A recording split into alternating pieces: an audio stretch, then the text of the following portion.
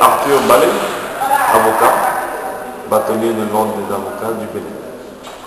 Je suis venu dans le cadre de la rentrée solennelle de votre barreau et les 20 ans du barreau du Burkina Faso, qui est un barreau frère. Les travaux de cet après-midi ont consisté essentiellement à examiner l'avocat dans l'espace qui est au-delà de ces frontières de pays. Autrement dit, nous essayons en Afrique de l'Ouest de constituer une union monétaire, une union économique et monétaire ouest-africaine.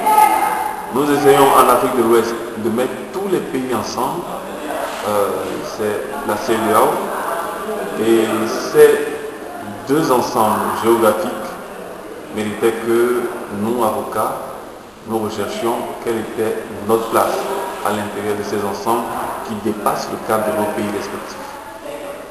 Vous comprenez donc que la préoccupation qui a été celle de nous, avocats, était d'abord une préoccupation de législation. Qu'est-ce que les textes ont institué par rapport à nous? Quel est notre champ de compétences au sein de ces institutions?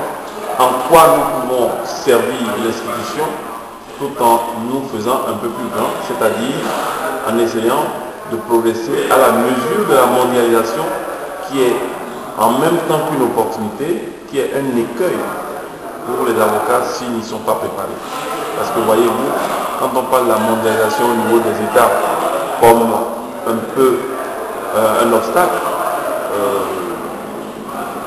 ou comme étant souvent une opportunité, nous, avocats, nous pensons également que les avocats des pays développés sont plus outillés pour entrer dans la mondialisation, sont plus outillés et préparés à affronter la mondialisation que nous, qui sommes des pays pas développés. Et déjà, nous ne voulions pas qu'il y ait des écueils matériels, enfin des écueils de législation. Nous voulions surtout qu'ensemble, et dans une synergie qui fait qu'il n'y a pas à discuter sur ces questions-là, que nous allions vers la mondialisation et que nous apportons à l'UEMOA comme à la CEDEAO tout ce que ces ensembles géographiques, ces ensembles politiques peuvent espérer, ces ensembles économiques peuvent espérer de la communauté dont ils sont l'enveloppe.